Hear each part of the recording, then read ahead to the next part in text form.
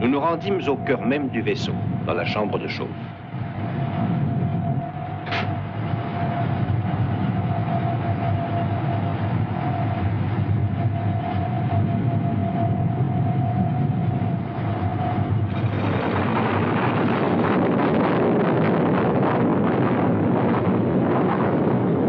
C'est énorme, ça dépasse l'entendement. Comment un être a-t-il pu concevoir un tel navire et réussir à asservir une telle puissance qui dépasse les rêves des savants les plus hardis? Voyons, c'est un secret à révolutionner le monde. Ou à le détruire. Le film que vous voyez a 70 ans et il est adapté d'un roman qui est sorti un siècle avant, 170 ans. C'est presque une devinette, mais avec l'image, à mon avis, je pense que vous avez trouvé. 20 000 lieues sous les mers, le film est sorti en 1954 et le roman de Jules Verne a été publié en 1869. 20 000 lieues sous les mers, ça nous ramène à notre enfance. En tout cas, moi, je suis un passionné de Jules Verne. Ça, c'est la suite de 20 000 lieues sous les mers, l'île mystérieuse.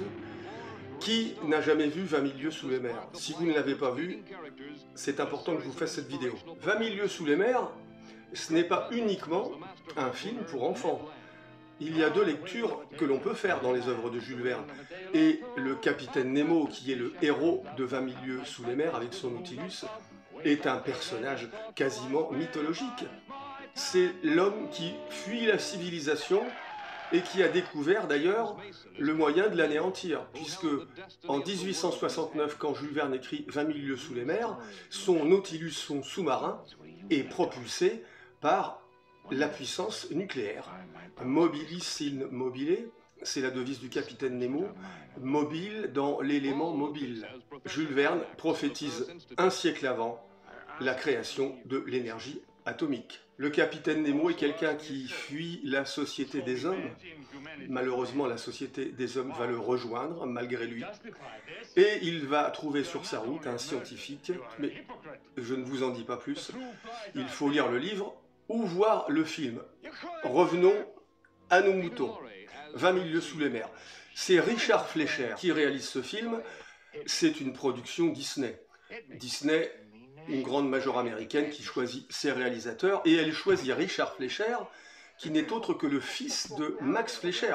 Si vous êtes un passionné de cartoon, vous connaissez Max Fleischer, c'est lui qui a inventé Popeye et Betty Boop.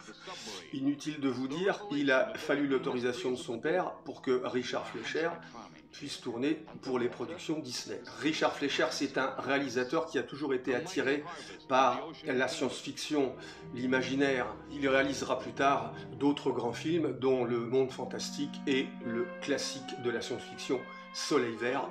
Je reviendrai sur Soleil Vert, bien évidemment. Dans 20 000 lieues sous les mers, bien évidemment, c'est une version Disney de l'œuvre de Jules Verne. Mais elle y amène beaucoup de poésie, de gentillesse, de bons sentiments, et certains rôles, bien sûr, pour les besoins du scénario et de la production Disney, sont gonflés, comme celui du matelot Ned Land, qui est joué par Kirk Douglas. Kirk Douglas qui s'en donne à cœur joie en créant un matelot chantant, bagarreur, amusant. Il est le héros du film. Le capitaine Nemo, lui, est joué par James Mason. James Mason amène au personnage du capitaine Nemo un côté sombre, une profondeur, une noirceur, un certain désespoir. C'est une très belle composition. Personnellement, le capitaine Nemo que je préfère au cinéma, c'est celui qu'incarna dans les années 70, en 73 pour être précis, Omar Sharif dans L'île mystérieuse, réalisé par l'oncle de Javier Bardem, Juan Antonio Bardem, qui d'ailleurs sera l'objet d'une série à l'époque sur Antenne 2. Et Omar Sharif y était un capitaine Nemo tout à fait convaincant.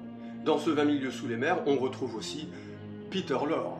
Peter Lorre, c'est quelque chose, c'est un acteur en dehors des clous, un peu comme Robert Le Vigan. Ce sont des acteurs qui sont dans la vie des personnages.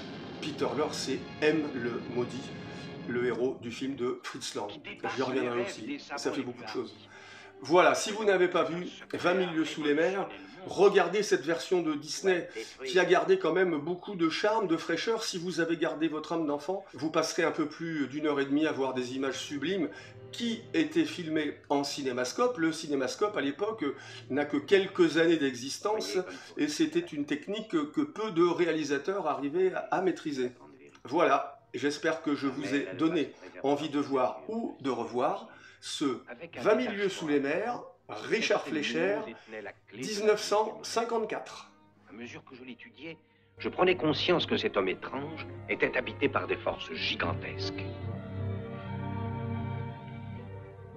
Voyez-vous, à la surface règne la terreur et la faim. Partout il règne aussi l'iniquité et l'injustice. On se bat, on se dévore, on se taille en pièces.